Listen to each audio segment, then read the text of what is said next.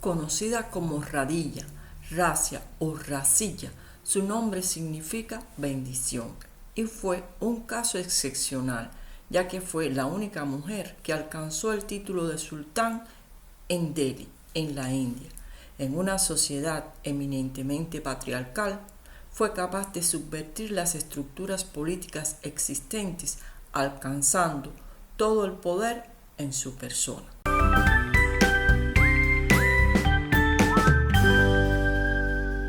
Tras varias oleadas de conquistas islámicas que comenzarían en el siglo VIII, en el siglo XIII, en el año 1206, se fundaría el Sultanato de Delhi, gobernado por los llamados reyes esclavos, tras mantener el control de amplias zonas de la India desde Afganistán, dando comienzo a la historia de la India musulmana.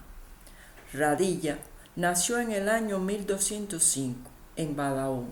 Fue la hija del sultán Iltutmish, el tercero de estos reyes esclavos, y fue el primer sultán reconocido por el califa de Bagdad. Radilla, nombre que adoptó y que significaba bendición, fue nombrada heredera por su propio padre Iltutmish.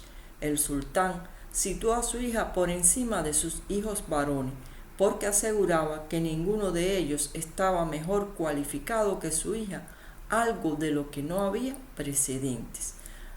Al respecto, el sultán diría: ninguno de mis hijos está cualificado para ser rey, y no hay nadie más competente para gobernar el país que mi hija. Racia había recibido la misma educación que sus hermanos, y su padre se aseguró que recibiera formación en administración, diplomacia, equitación y en el arte de la guerra. Solía acompañar a su padre a reuniones de Estado. Nunca adoptó el rol que la sociedad reservaba a las mujeres y apenas pasaba tiempo en el harén. El hijo mayor de Iltutmish inicialmente había sido educado como su sucesor, pero murió prematuramente, y tras la muerte del sultán Iltutmish, la nobleza musulmana no respetó la decisión de nombrar a Racia como heredera y sucesora, y después que el sultán falleciese el 30 de abril de 1236, la Junta de los 40, formada por la nobleza feudataria, nombró sultán a uno de sus hermanastros, Rukn-ud-Din Firuz. Sin embargo, su reinado fue muy corto, ya que Rukn se dedicó a la búsqueda del placer personal y al libertinaje, provocando la indignación de la ciudadanía.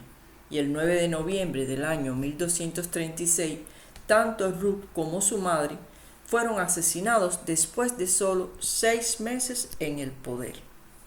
Radilla aprovechó su momento y reclamó su derecho y el deseo de su padre, convirtiéndose en el quinto sultán.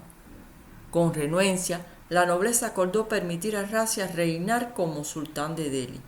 Fue una gobernante eficiente y poseía todas las cualidades de un monarca. Racia, cuando era niña y adolescente, había tenido poco contacto con las mujeres del harén, así que no había aprendido el comportamiento habitual de las mujeres en la sociedad musulmana en la que nació. E incluso antes de convertirse en sultán, estaba preocupada por los asuntos de Estado durante el reinado de su padre. Como demostración de su poder, llegó a acuñar monedas con su nombre, al principio junto al de su padre, legitimando su posición como hija del gran sultán Iltutmish, y en sus 2 últimos años de reinado aparecía su nombre en solitario.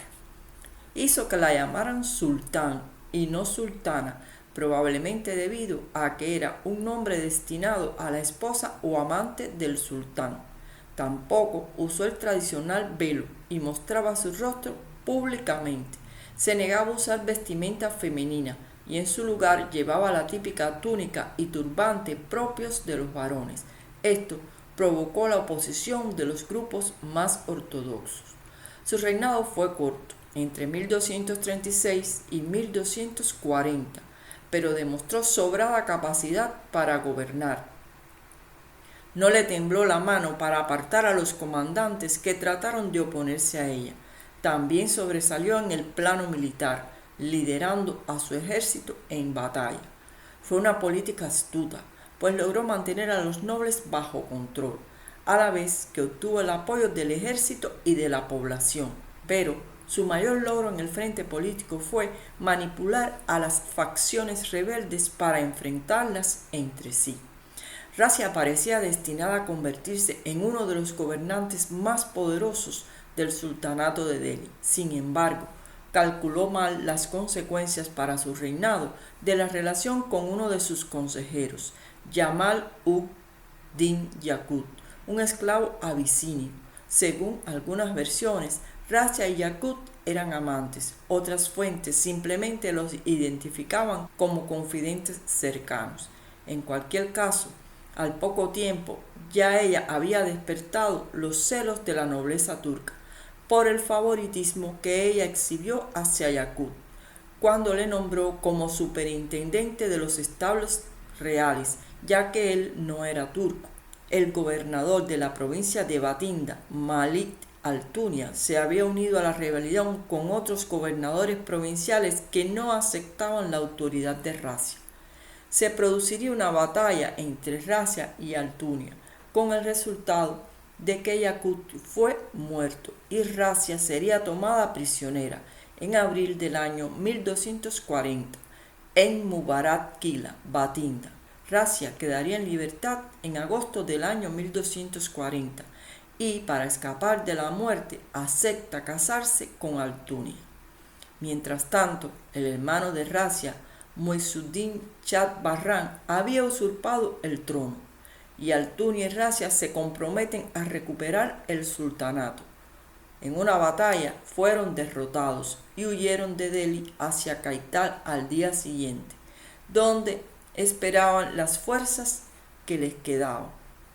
Pero fueron derrotados y Raisa moriría luchando el 13 de octubre de 1240, como había hecho toda su vida. Su sepultura se encuentra en la Bulbul Khana, cerca de la puerta Turkmán, en Delhi. Su hermano Barran reinó desde el año 1240 a 1242, cuando fue destronado por incompetencia.